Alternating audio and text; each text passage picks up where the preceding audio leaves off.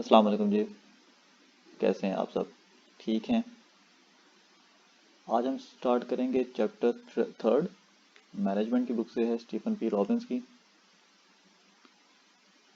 और name of the chapter is managing in a global environment. Globally कैसे operate किया जाता है।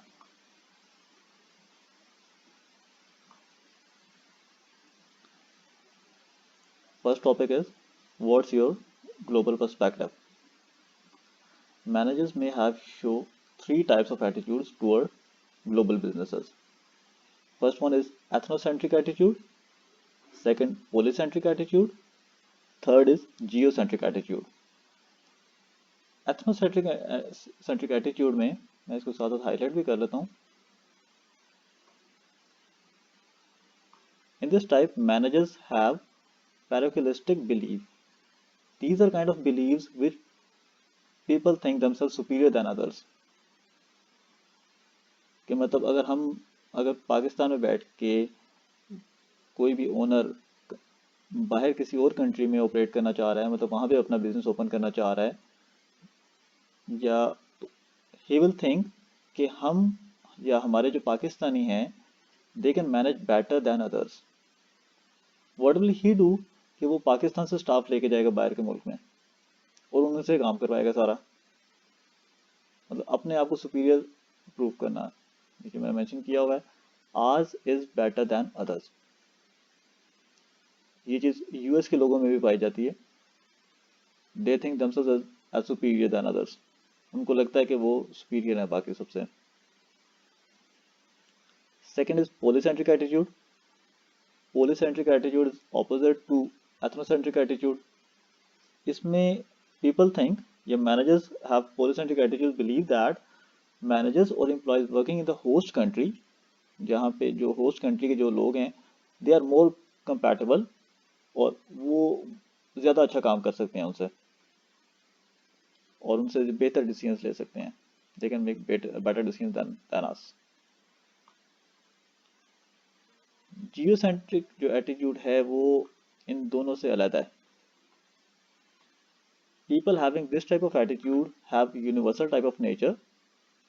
They respect talented people without concerning where are they from, what is their origin, वो कहाँ से हैं, it doesn't matter. What matter is कि they are talented, they have will to work, वो काम करना चाहते हैं, उन्हें काम आता है। नेक्स्ट, चलिए आज ये फाइल मैंने पीडीएफ पे ओपन हुई भी है तो ये ज़रा थोड़ी तेज़ चल रही है।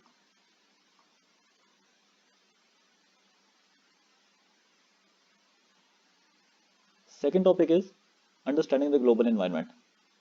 इसमें अलाइंसेज आ जाते हैं, regional trading alliances, European Union, NAFTA, ASEAN Asian और अदर ट्रेड अलाइंसेस। इनको वन बाय वन इसके कैरेक्टरिस्टिक जो हैं उनको रीड कर लेते हैं। इन अलाइंसेस का बेनिफिट ये होता है, ओवरऑल इसका जो व्यू है कि इसमें जो इसके मेंबर कंट्रीज़ हैं उनको कुछ फैसिलिटीज़ मिल जाती हैं, उनको कुछ फ्री बैरियर्स मिल जाते हैं जिनके थ्रू वो बिजनेस कर सकते हैं, ऑपरेट कर सकते हैं, मूव कर सकते हैं, जॉब्स कर सकते हैं। वन बाय वन देख लेते हैं। सबसे पहले यूरोपियन यूनियन है। It is an economical and political union of 27 democratic European countries. It was formed in 1992 to make European countries stronger against US and Japan. क्योंकि यूएस ऑलरेडी एक तो इतना बड़ा है और वो ग्रो कर रहा था, जापान भी टेक्नोलॉजी में बहुत आगे है, तो इसके मुकाबले में इन्होंने यूरोपियन यूनियन बनाई ताकि जो यूरोपियन कंट्रीज़ हैं उनको मिला के एक दूसरे के रिसोर्सेज का बेटर यूज़ किया जा सके और यूरोप जो कॉन्टिनेंट है उसको ऊपर लेके जाया जा सके। After EU is formed, common barriers removed are related to travel, trade, employment, investment. मतलब एक यूरोपियन कंट्री का जो रेजिडेंट है ही can move easily to other European country, वहाँ पे जाके जॉब कर सकता है, वो ट्रेड कर सकता है, वहाँ पे जॉब ले सकता है और वहाँ पे रिटायर हो सकता है। जो मैंने नीचे मेंशन किया हुआ है, citizen of European country can work anywhere in EU countries and retire there.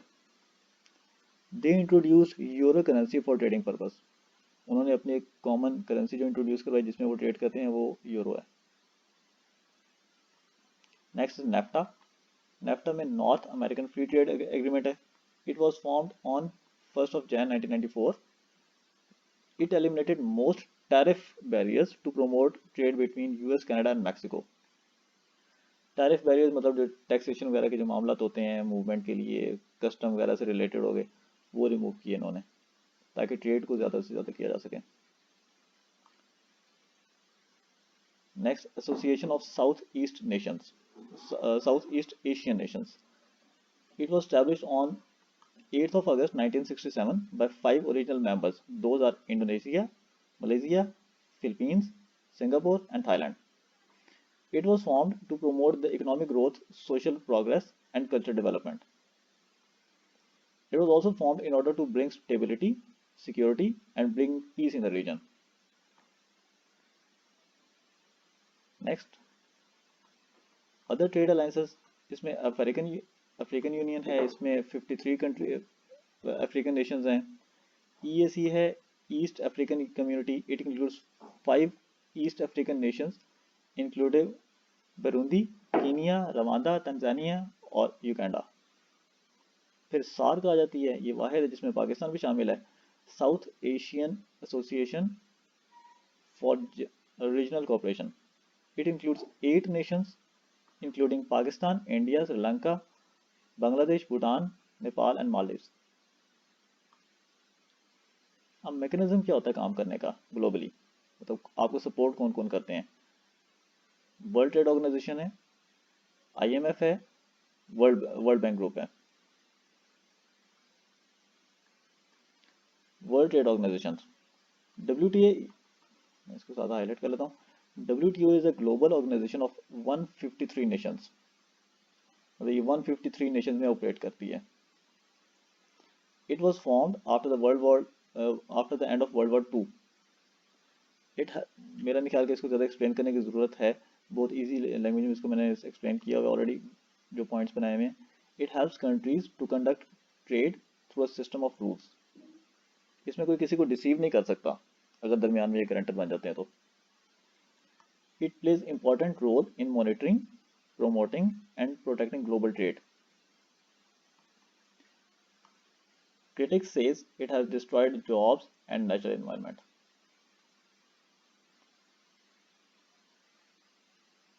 Second, IMF, it is an organization of 185 countries. Second, it promotes international monetary cooperation. ये लोग फंड्स वगैरह भी करते रहते हैं। It provides policy advice, temporary loans and technical assistance to maintain financial stability in the countries to make their economies grow stronger. तो ये लोग लोन देते हैं डिपेंडिंग अपॉन के जो कंट्री है जो लोन ले रहा है उसकी फाइनेंशियल स्टेबिलिटी कैसी है, वो वापस कर सकता है या नहीं कर सकता, कितना लोन वो ले सकता है। फर्दर इसमें जो टेक्निकल असिस्टेंस के बारे में कहा गया है। Third is world bank group. अच्छा, इनको जो फंडिंग करते हैं, इनको जो पेमेंट आती है वो इनके जो कंट्रीज होते हैं जिन्होंने इनको फॉर्म किया था, जो इनको वजूद में लेके आए थे, वो इनको फंडिंग करते हैं। Obviously they are stronger. Pakistan तो नहीं कर सकता ना, पाकिस्तान तो अपने पास बहुत मुश्किल से अपने अपने पूरे होते हैं पैसे। World bank group, it is a group of 5 institutions which are owned by its members. It also provides financial and technical assistance to developing countries. They provide support for economic growth of country and for poverty reduction. अच्छा, इसमें यह है कि एक और point note कर लें कि जो मेंबर कंट्रीज इनको असिस्ट, जो फाइनेंशियल असिस्टेंस प्रोवाइड करते हैं, ऑब्वियसली उनका इन्फ्लुएंस भी होता है उनके ऊपर, जो कि होना भी चाहिए क्योंकि वो अपना पैसा लगा रहे हैं उस पर, और वो अपने पर्पसेस भी फुलफिल करवाते हैं उसके थ्रू, जो उनके पर्पस जो भी होते हैं। Second is Organization for Economic Cooperation and Development. The former OSD was formed in 1947 to manage the American and Canadian aid for restructuring of Europe after World War II. The recent OSD is Paris-based. Its mission is to help its 30 member countries to achieve sustainability and economic growth by raising the living standard of its residents by maintaining financial stability. When needed, OSD do negotiations with OSD members to set the rules of the game. Rule of the game मतलब ये मैंने term use की है कि जो principles हैं वो renew होते रहते हैं साथ साथ विद टाइम.